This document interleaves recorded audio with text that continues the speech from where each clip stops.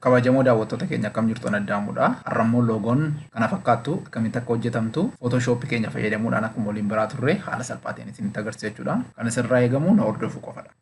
Peejii irratti hojjennu haaraa ni bananna, faayil jenna, niiw jenna. Peejiin akkeetti ofii keessaniin kastam gochuu dandeessu, akka barbaaddanitti kastamaayiz gootanii hojjechuu dandeessu, akka barbaaddetti laattanii widisii seeyitis haala barbaaddaniin gochuu dandeessu. Yoo naajjii wal fakkaachuu barbaaddanii san hojjedhe kanaan hojjechuu dandeessu jechuudha. Peejii haaraan akkasitti nu banamee booda tekstii barreessuudhaan eegalla. Tekstii keenya horizontaalii eddanaa eega filannee booda iddoo kanatti kiliik goone WD jennee barreessina.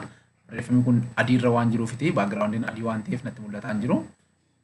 Isa jijjiiruudhaaf haayilaayit gooneet gara kaaraakterii keenya danna. Kaaraakterii keenya keessa danneet iddoo kalarii jettu kana kalarii barreeffama kanaa gurraacha goona jechuudha. Akkuma isin argaa jirtan kana gurraacha jechuudha. Eega fixanii booda kanarraa hir'istu kaaraakterii kana eessa arganna yoo jettanii wiindoo keessa jalallattanii kaaraakterii iddoo jedhu kana aktiiv gochuu dandeessu jechuudha. An kanaan dura aktiiv godhe waan as kaa'ee fi asirratti na hojjetaa jira jechuudha. Gara biraan leeyeriin isin barbaachisa. Leeyerii kana iddoo kana dhuftanii leeyerii aktiiv gochuu dandeessu. Wantoota hojjechaa deemnu hundumtuu wiindoo kana jala argattu jechuudha. Isaaniin aktiiv yeroo bira geenyu aktiiv godhachaa deemtu rakkoon qabu. Ammaaf garuu kaaraakterii fayyadamuu yoo barbaadan iddoo kana kaa'attanii fiddaniiti. Iddoo kana yoo barbaadan iddoo kana waan baay'ee fuutanii addana kaa'uu dandeessu jechuudha kaaraakterii. Garuu isin fayyada waan ta'eef iddoo kana yoo keessan yookaan bifa waaqaa kun gaafa isin dhufu iddoo kanatti drop gaafa gootan irra isinii ta'a jechuudha. Anyways gara hojii keenyatti deebinu barreeffama kana qabne gara walakkaatti bunneet saayizii isaa hamma barbaanne guddifna. Kun immoo mallattoo shiftii kompiitara keenya irraa tokkodhaan irraa goone gadi harkisuudhaan saayizii barreeffama kana hamma barbaadan dabaluu dandeessu jechuudha. Hammi kun natti fakkaata. Barreeffama keenya horizontaalis vertikaalis seentar nu ta'utti qabne olii gadi diraa goone qabne olii gadi geessina jechuudha. Eega sanaa booda yoo jettan isin ga'a jechuudha. Yoo guddina isaa xiqqootti dabaluu barbaadan guddina wanta kanaatti dabaluu yoo barbaadan akkanuma jedhee iddoo kana qabdanii riisaayiz gochuu dandeessu jechuudha. Eega kana gootanii booda barreeffama kan yoo baay'ima walirraa fagaatee isin jeeqee akkas ilaala dabal kiliik irratti gootaniiti. Haayilaayit eega gootanii booda ammas gara kaaraakterii keenyaa dhaquudhaan AI'n kun kaaraakterii bakka buuti asii xiqqeessuu dandeessu jechuudha. Iddoo kana vaaliyuu iddoo kana jiru xiqqeessuu dandeessu. Mallattoo kana qabdanii guddisaa deemuu xiqqeessaa deemuu dandeessu jechuudha. Akkuma isin argaa jirtan barreeffama keessa walirraa fageessaa gargar butaa walitti butaa jechuudha.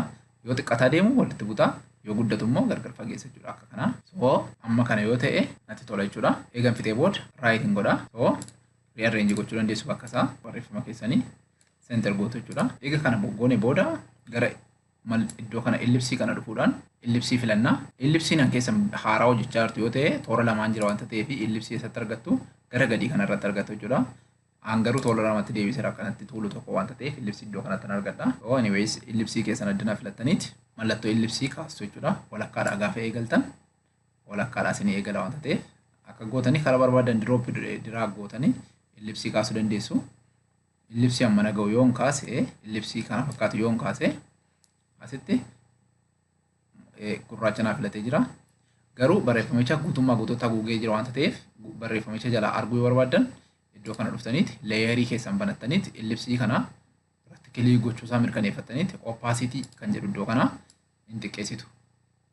Akkuma argaa jirtan opacity gaafa hin xiqqeessitan barreeffamni keessan jalaa isinii mul'ata deemaa jechuudha. Hammi kun hin ga'a.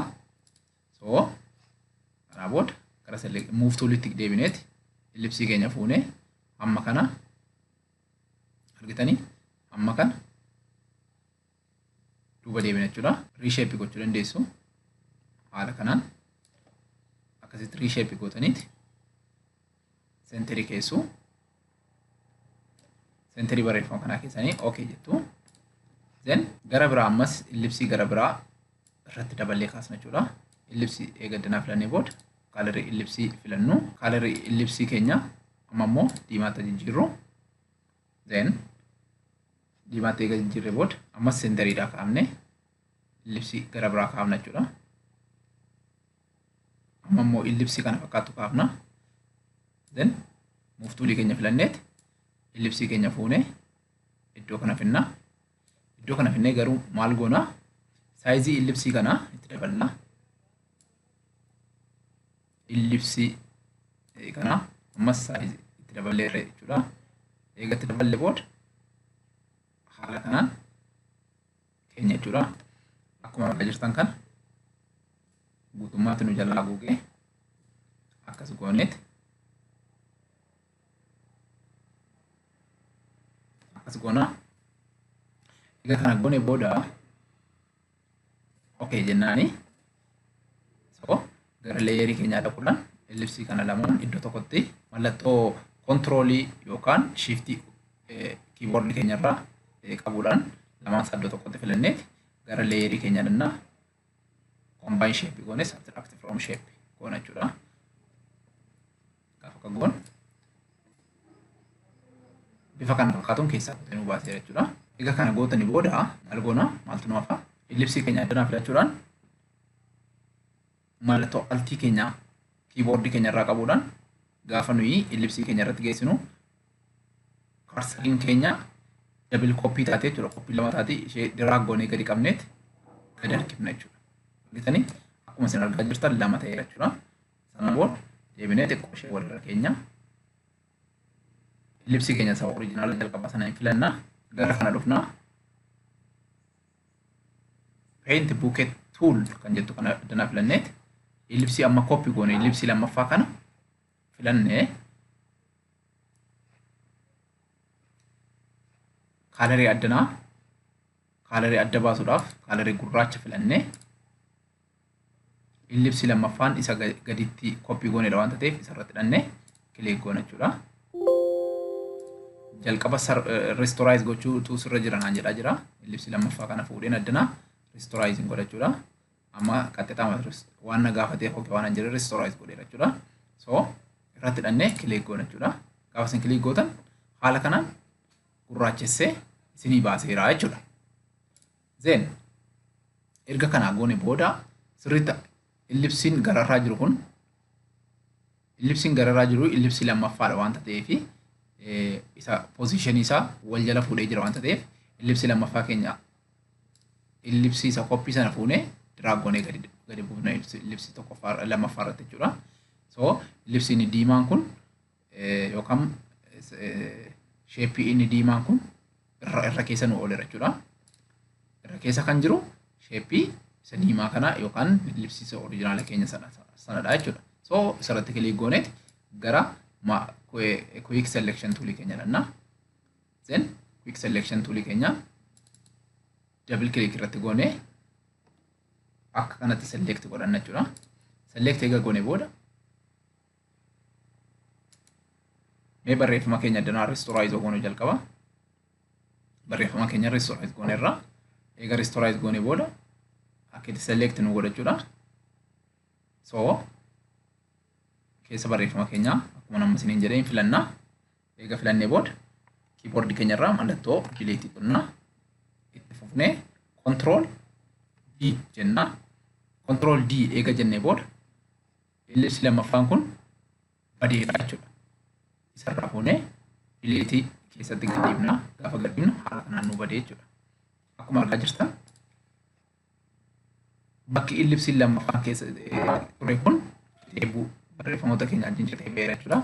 Isa isin agarsiisuudhaaf zuumii addanaa fuudheen irratti gaafa kilik gootan kunolla akka kanaan kutee keessaa fuudhee ba'eera jechuudha. Alright. Barreeffama keessaa kun eegatuun kana yoo fakkaate amma iddoo kanatti mallattoon Eedha. Mallattoo lamatu jira.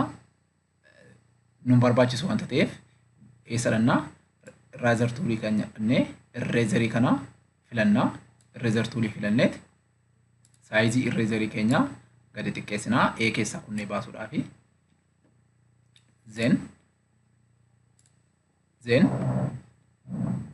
gara leeyerii keenya dhaquudhaan barreeffama keenya yookaan AWD jennee isa barreessine sana filachuudhaan iddoo kana dhufne keessaa kunnee babbaafnaa jechuudha. Nu barbaachisu waan ta'eef haala kanaan irraa balleessa.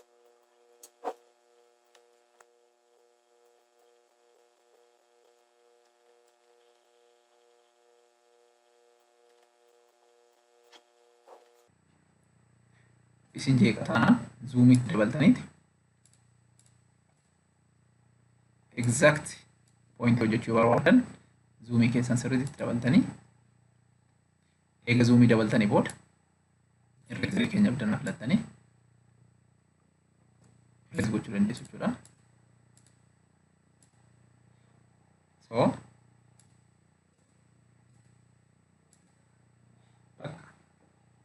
amma haala bareedaadhaan keessaa nu baasee jechuudha. Then zuumii keenya filachuudhaan maayinii seddannaa filannee sila guddifnee hin xiqqeessinaa. Amma immoo baay'ee xiqqate. Amma inni persentii 50 ta'utti guddisneeti addeebisnaa. San booda maaltu nu hafaa?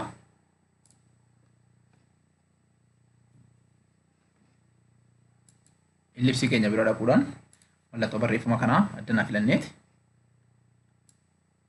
Iddoo kana object selection tool yoo taane quick tool yoo selection tool yoo taane magic wand tool kan jettu addanaa filannaa. Eega addanaa filannee booda iddoo kanatti kilik goona. Argitanii kilik goonuu godheeraa nu filateera jechuudha. So right kilik gooneeti layer via copy goona. Ammas oriijinaala barreeffama keenyaa filannee barreeffama kana gara gadii warra jiran hunda isaanii cirree irraa baafna. Ammas tokko tokkoon irraa filachaa deemna jechuudha. W keenya via copy goona. Ammas oriijinaala barreeffama keenyaa filachuudhaan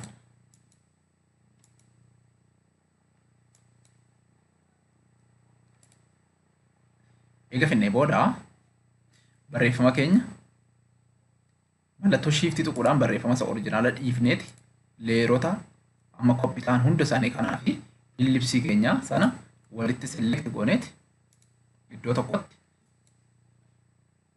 merge layer goona.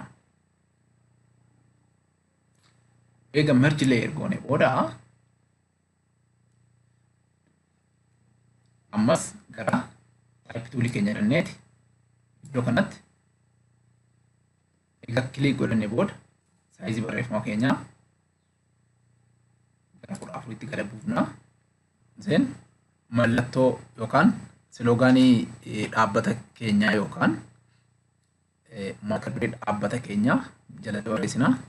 Isinitti agarsiisuuf waan ta'eef callisee barreessaa. Jedhee waan natti fakkaate barreesseera. San booda select goona. Iddoo kana dhufnee barreeffamicha akka nu haguugu yoo barbaanne double click gooneeti gara karakterii yookaan AI keenya dhufneeti iddoo kana VA kan jettu kan saayizii isaa dabalna jechuudha. Saayizii isaa gaafa daballu haala kanaan nu gurguddisa jechuudha. Pointii kana 16 goonee 16 yoo goone haala kanaan bareedee nu mul'ata. Then barreeffama keenya fuunee barreeffama keenya kun baay'ee waan guddateef 16 irraa 14tti gad deebisna jechuudha. Wal caalu waan hin qabneefi.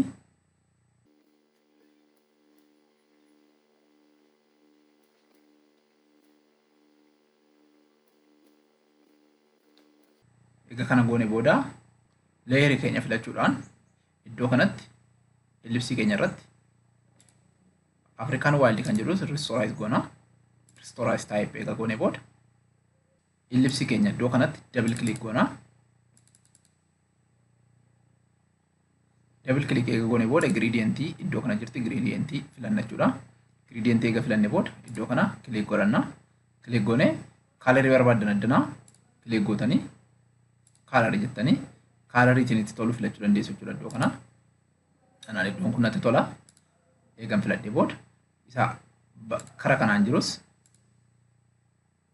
click irratti gootanii color itinitti tolu filachuu dandeessu jechuudha. Gaafa isin jijjiiraa deemtan akkas godhaa deema. Akkuma argaa jirtan jijjiiraa jechuudha.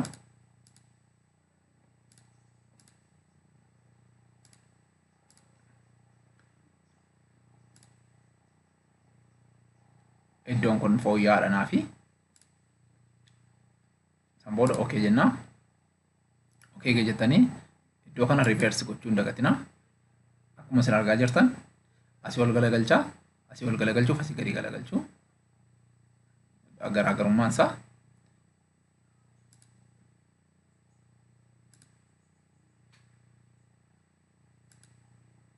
Anaan reverse yoon godhe naa wayyaa. So eegan kana godhee booda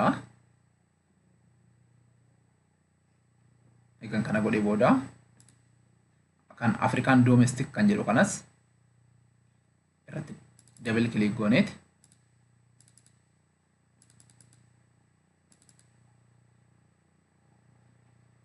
gradient goona.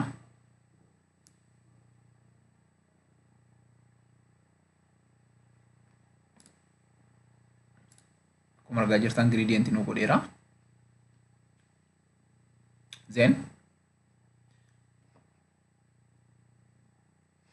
Then maal goona AW keenya addunaa eega filannee booda gara mallattoo kanaa dhufna. Paint packet tool jette addana jirti. So kalerii addunaa bifa adii filanna.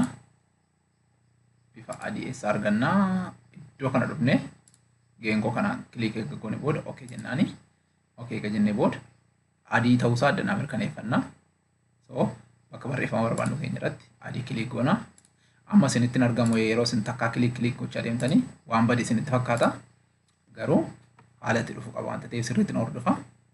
Eega finnee booda move tool keenya addunaa filanneet background keenya addunaa background keenya irratti click gooneet iddoo kana dhufnaa.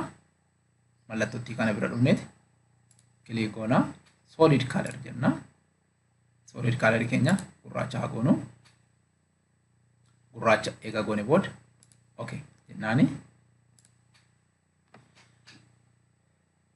Loogoon bareedduun kan fakkaattu haala kanaan nu hojjetameera jechuudha. Waan hangammaa nu daawwattaniif guddaa galatoomaa.